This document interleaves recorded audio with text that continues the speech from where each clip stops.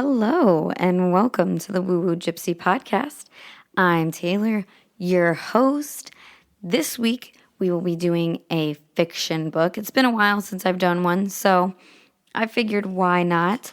The title is The Winter People by Jennifer McMahon. I really should look up the pronunciation of these people's names before I start, but whatever. Is the perfect book for right now at the beginning of January.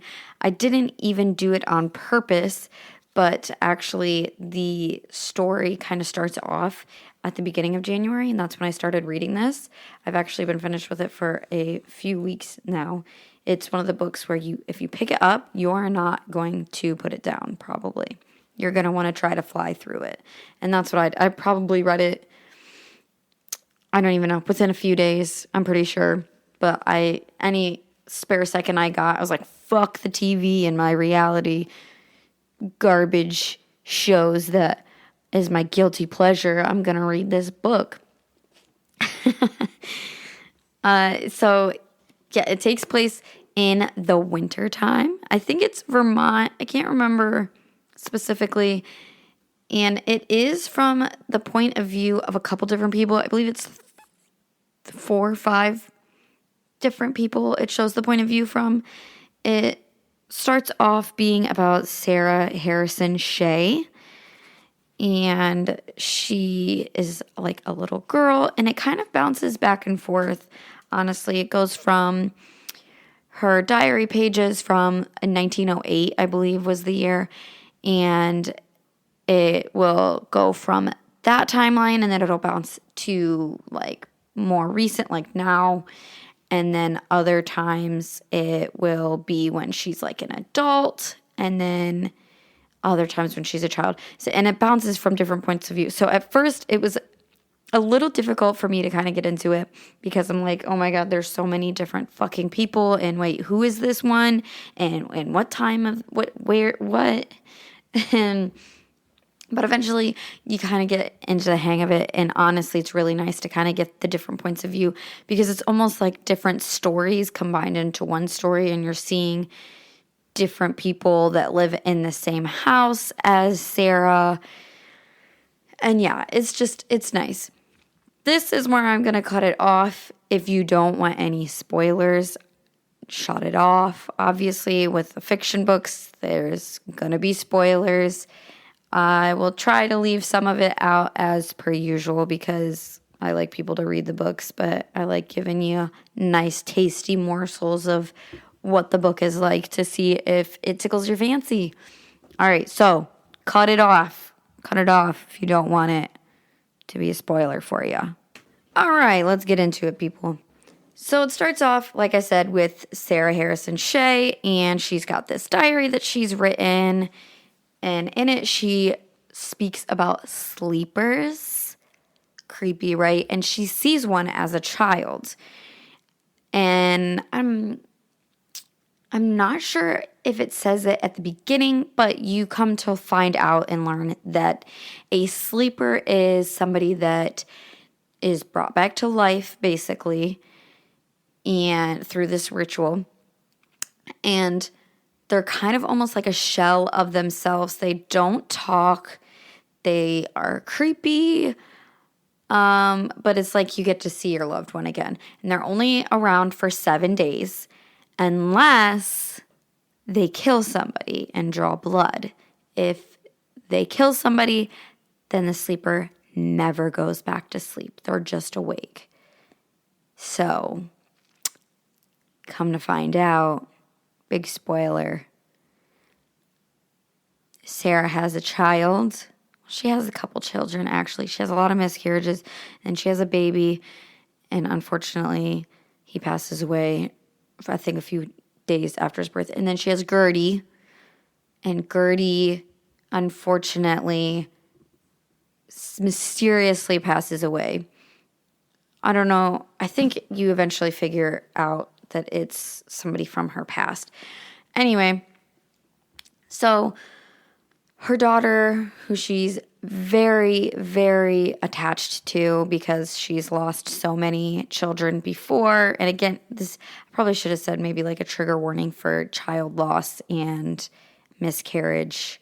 And it doesn't really get into it too much. Basically, it just kind of touches the surface like that. And it does get a little bit detailed in when she lost her son that was only a few days old. But anyways, so she's very attached to Gertie. Gertie passes away mysteriously, and she brings Gertie back to life.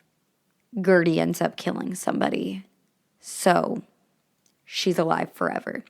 So it's giving kind of the time frame, jumping back and forth between multiple points of view of people, the people that live in the house currently that know of Gertie, and it goes back to like when Sarah's time and her time with Gertie and her husband. It shows her husband's point of view. And then it also shows this other kind of random girl who ends up being part of the story. I think her name was Catherine. She ends up being part of the story. And it says at the top, though, it'll say the name of the person, like, okay, this is Catherine's. And then when it bounces back to like 1908, it'll say 1908. So you don't like, you're not guessing like, oh, wait, whose point of view? You know, it tells you. It's still kind of confusing though.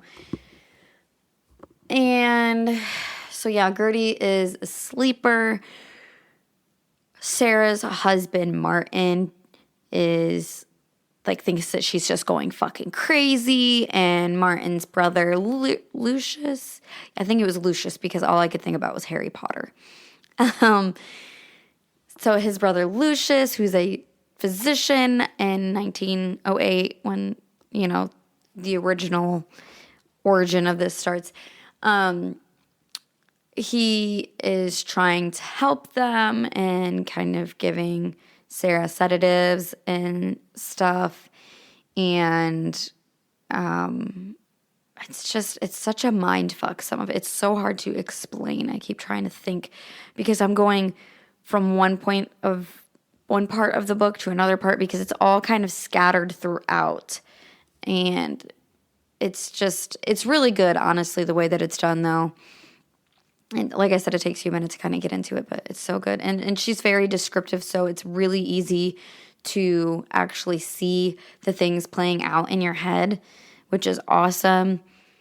Okay, so anyway, Sarah they think she's going cuckoo nuts bananas, but really she brought Gertie back to life because she did this ritual. And the ritual she learned from her quote-unquote auntie, who is supposedly dead. You think she's dead. Spoiler alert, she was not fucking dead. She did eventually die. Gertie got her. That's who Gertie killed, defending her parents. And so, sleepers need to eat like people or something. They can't eat just regular food. You'd have to read it because it kind of goes into that a little bit. But anyway, so they think she's going crazy. She's not. Finally, her husband sees Gertie, and he thinks he's going crazy. Oh, shit, sorry. My alarm for picking up my kids from school. But too bad. It's not happening. It's Martin Luther King Day. Anyway, so, yeah, he finally sees her. He has thought this whole time that he's killed her. Spoiler alert, he has not. And it was this girl's auntie, Sarah's auntie, who, like I said, is the original one who taught her how to bring sleepers to life. And she left a note on how to do that, instructions on how to do that. And it was really, auntie was a friend of her mother's, I believe, who died. Her mother died when she was young. So Sarah had this woman raising her and her dad, basically. And then her dad kind of turned his back on this woman because the townsfolk looked down on it because she was like a witch, lived in the woods. Like, she was just a very witchy lady. And the townspeople kind of pushed him into dropping her like a fly. So she killed Sarah's brother to get back at him, and then he went and burnt her cottage to the ground that's in the woods, supposedly killing her, but she was not killed, lo and behold. And it's really fucked up because the kids really loved her. Like, Sarah and her brother loved Auntie. And the fact that Auntie was like, fuck you, I don't care if you love me or not, because you don't cross Auntie, and she killed him. But yeah, so you think that this Auntie character has died, but really she has not, and she is the reason behind all this turmoil. And then Gertie kills her, and at the end of the book, oh my god, I'm missing like the main part. So the main part, that's the main part for Sarah. The other part though is the people who live in the house now. It's a mother and 2 daughters, and the mom goes missing, and they're trying to find their mother. All of this is going on. They have no fucking clue. They hear Gertie. They haven't seen her yet.